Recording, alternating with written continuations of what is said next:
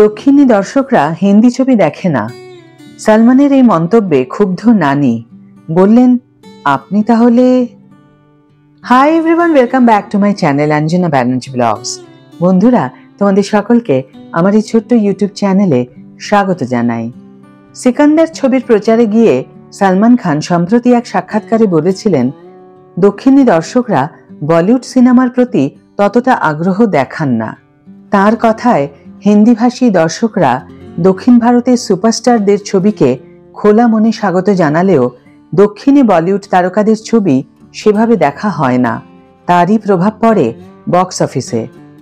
ভাইজানের এই মন্তব্যেই তীব্র প্রতিক্রিয়া জানালেন দক্ষিণী অভিনেতা নানি।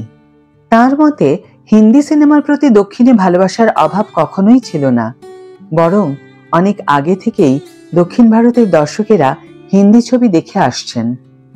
নানি বলেন, হিন্দি সিনেমার ইতিহাস অনেক পুরনো। দক্ষিণী ছবির জনপ্রিয়তা তুলনামূলকভাবে সাম্প্রতিক ঘটনা।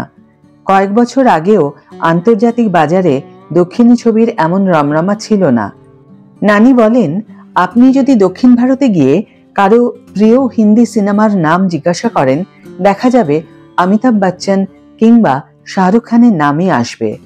ছোটবেলার স্মৃতিচারণ করে নানি জানান, আমরাও বড় হয়েছি কুছ কুছ হোতা হ্যায় বা দিল তো পাগল হ্যায় এগুলির মতো হিন্দি সিনেমা দেখে।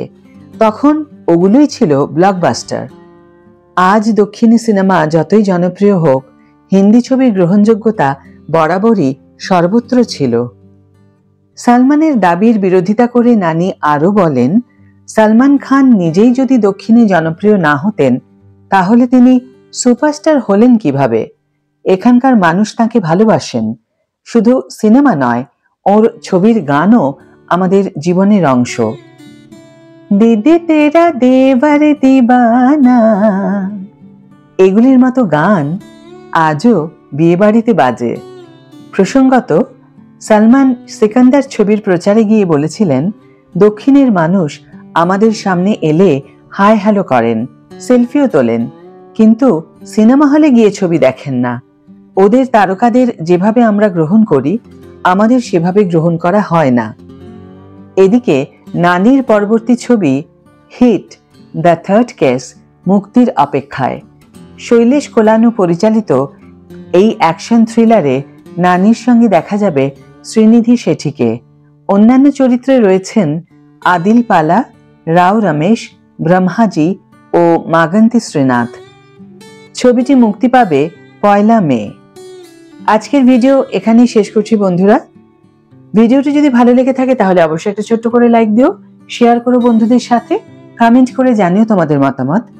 যারা এখনো আমার চ্যানেলটিকে সাবস্ক্রাইব করোনি, তারা অবশ্যই চ্যানেলটিকে সাবস্ক্রাইব করে আমার পাশে থেকো।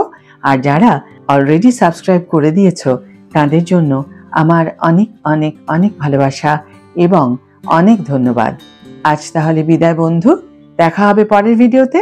ভালো থেকো, সুস্থ থেকো, সঙ্গে থেকো।